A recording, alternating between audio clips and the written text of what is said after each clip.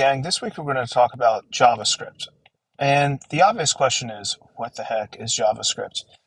Well, if you think about it, HTML allows us to define what something is. CSS allows us to define what something looks like. And JavaScript is how we define how something works. Now, in HTML, you have A tags that allow you to make links between pages. But a lot of times you're going to have way more complicated interactions. So you can imagine, for instance, the Gmail interface. And when I hit this big old make new compose email button, it doesn't go to another page. Instead, right here on the screen, a little dialog box pops up where I can type in all my information and hit send. And that when I hit send, this doesn't go to another page either. Instead, it just simply disappears and the email is sent. How does that work? That's all JavaScript. And so that's what we're gonna work on first today, or this week rather, is kind of unpack JavaScript. Now, JavaScript was built much like every other web technology that we use over time and kind of cobbled together. But one thing to note about JavaScript is that it begins with the word Java. That is not the same thing as just straight up Java. Java and JavaScript do not equal each other.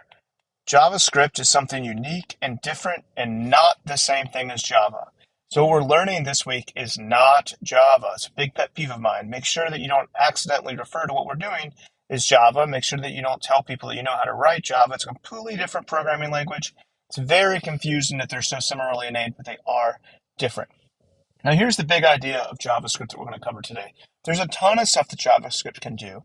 And at its core, it's made up of just a handful of things that every programming language shares. And so by learning about JavaScript, you're going to see some basic ideas that are available across different types of places and across multiple platforms and across multiple programming languages. The first is the idea of a variable. A variable is just like variables were in Mr. Schumacher's 7th grade algebra class that you experienced, just like x equals 5. Now, don't worry, don't start having flashbacks from math class. This x equal 5 is notation that you're used to, but it really is not that complicated. It's just a name-value pair. So the name is x and the value is 5. So for instance, I can have a name called first and set it to Artie. And so this would be the name and the value, and together they're paired. And why would you do things like this? Well, what's great about variables is that you can have it get set up one time in the page, and then based on what the user does, those variables could change and other things can happen because of what has changed.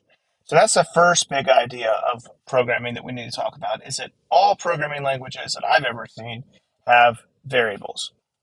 The next is that they all have logic. And so what you want is not just simply you tap a button and something changes to 5. You want some kind of logic to be ran to check to see what's happening and do different things based on what has happened, or different things based on what is currently present, etc. And so this is where something called if-else comes in. Every programming language I've ever worked with has something either literally called if and else, or something very similar that's the same idea. And it's basically saying, you just simply say, if something is true, then do this. Otherwise, do this other thing. So you could check to see, like, okay, if their first name is Artie, then show a pop-up box saying, hello there. Otherwise, that would be the else statement. Give them a pop-up box and ask them what their first name is. Those kinds of things. So that's logic. The next major thing that every programming language that's worth its salt has is the concept of event handlers, or something similar. Event handlers are very simple. They're just things that handle events. So for instance, when you click on something, that is an event handler. In JavaScript, they all start with on. So there's things like on click, that is when you click on something. On mouse over is when your mouse moves over something. On mouse out is when your mouse moves off of something. It's not just user interactions that trigger event handlers, but it's the easiest one to understand right out of the gate. And so what we're going to do is we're going to combine these basic ideas of variables, logic, and event handlers and some basic JavaScript that'll just teach us how to do some very, very basic stuff. Mixed into this, though, is not just variables, logic, and event handlers, but also things that can be done. And so things that can be done are basically the verbs of programming languages, and those are called methods. Methods are a built-in set of instructions that mean something inside the programming language. And if you use that word, then it just will automatically do something. So for instance, the most easy one to understand is in JavaScript. There's a method called alert. And if you say alert Artie, it'll pop up a little pop-up box that says Artie, and then the word OK. And so alert means make a little pop-up box appear in the browser. And there's a lot of these methods. You don't need to memorize them all. In fact, I doubt anybody has. But it's good to know basically what the basic methods are that are out there so that you can then Google them later to figure out exactly how to do it. And so understanding the foundations of methods is important. And then combining methods with logic and with variables, and sometimes being triggered by event handlers are things called functions. And functions are just groups of instructions that you write. They're kind of similar to methods. Methods are groups of instructions that the creator of the programming language has written.